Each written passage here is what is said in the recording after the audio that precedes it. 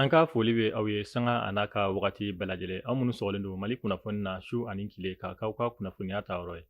Bi ye tarata ye juillet kalo tile 14 san 2026 a y'aw bisimila Mali kunnafoni ka don kibaruya olu kɛnɛ kan.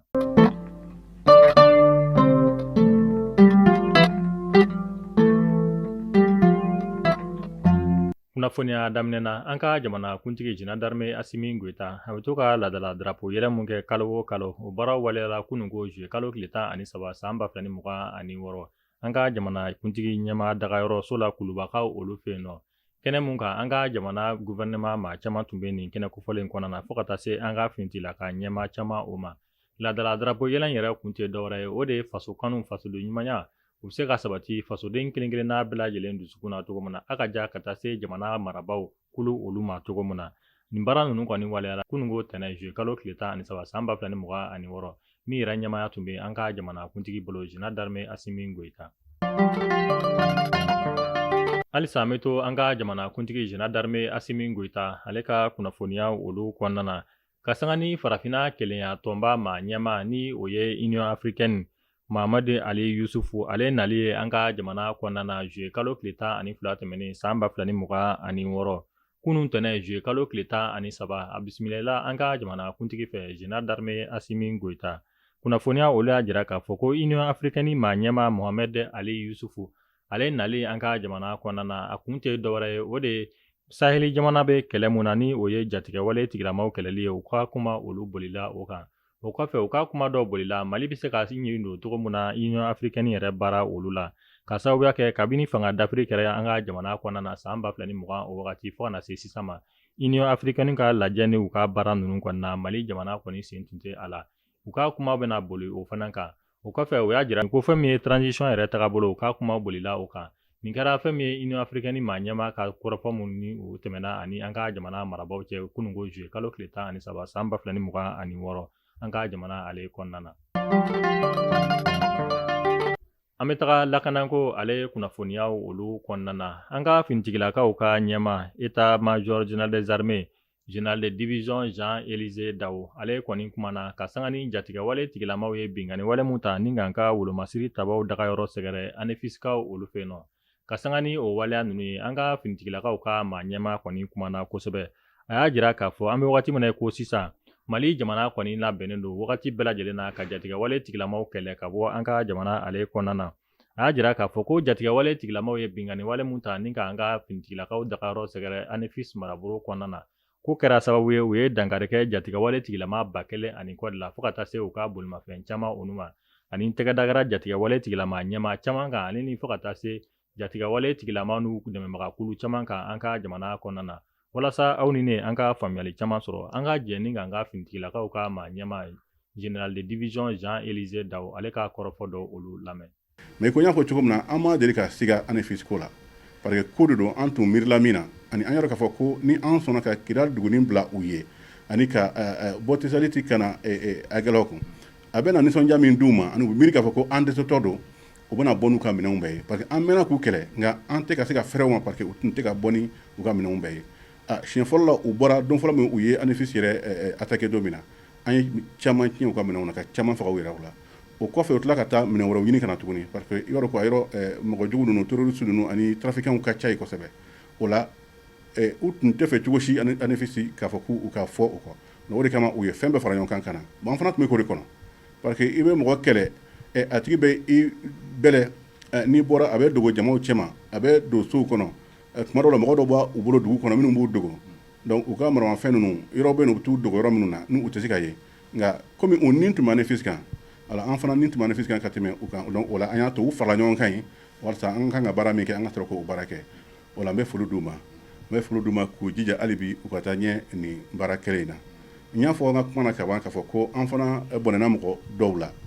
mɔgɔ 30 ni dɔɔni hali bi an bɛ ka ɲini ka jatew kɛ dɔw fana bɛ yen olu joginna nka n'i ye jugu ka fan yɛrɛ jate minɛ an ye mɔgɔ min sɔrɔ ni an yɛrɛ minnu jate u ka ca ni mɔgɔ 1000 ye nka hali bi a bɛ taa ɲɛ parce que an bɛ yala la gosiliw kɛra yɔrɔ minnu na ani mobili minnu tun b'o bolo i n'a fɔ kɛlɛkɛminɛ minnu tun b'o bolo ni an b'a fɔ ma ko blindé o bɛ taa wulada na dɔ farala jate kan 10 de tun yera mais ka taa fɔ 14 an y'o minnu gosi k'olu bɛɛ neutraliser ani mobile minnu marfa jugu bɛ sigi mobile minnu kan ni marfa da fila bɛ sigi mobile minnu kan an ye o mobile minnu jate ni an ye minnu gosi an ye minnu jeni o ye 24 ɲɔgɔnna ye ani mobile gansan u bɛ kɛlɛ kɛ ni minnu an ye minnu fana gosi ni mɔgɔw bɛ don a kɔnɔ ka kɛlɛ kɛ o ye mobile dɔnnibaa jɛ 30 la ani moto bɛ taa 300 ɲɔgɔnna na an sera ka min jate ani ANEFIS kɛlɛ dɔrɔn tɛ kɛlɛ in ye kɛlɛba de ye i m'a ye hali bi communiqué dɔw bɔra k'a jira k'a fɔ ko an ye u sɔrɔ yɔrɔ minnu na ani armée bɛ baara min na a tɛ komi kɛlɛ in dɔrɔn don ANEFIS yɔrɔ in dɔrɔn yɔrɔ caman de don an bɛ nin kɛlɛ kɛ an bɛ baara wɛrɛ fana ka mɔgɔw lakana ani ka se ka balo ladon jamana kɔnɔ balo ladon jamana kɔnɔ ani ka fɛn wɛrɛ ladon i n'a fɔ bi an ye citerne min ladon a kɛra 991 ye nka n'a fɔra kunun ta kan a bɛ sɔn ka citerne 1000 o min sera Bamakɔ dɔrɔn ka jira k'a fɔ ko armée bɛ ka baara min kɛ ni denmisɛn ninnu ni y'u ye moto kan u n'u ka marifaw u tɛ siran u b'u ka lakana k'u ka mission de sécurisation kɛ tiɲɛna foli kan ka d'u ma.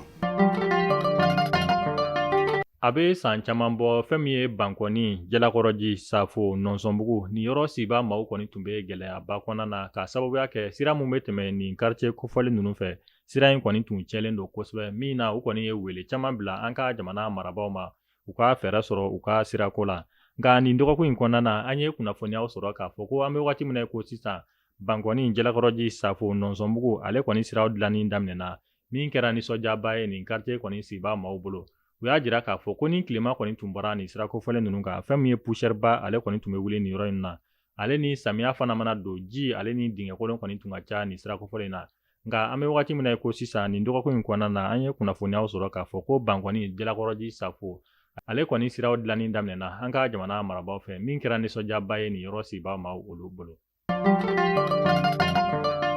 Furumuso dɔ ale kɛra sababu ye ni ka furucɛ kɔni kunci kolonkala na ni ka tila ka bese ta k'a tigɛ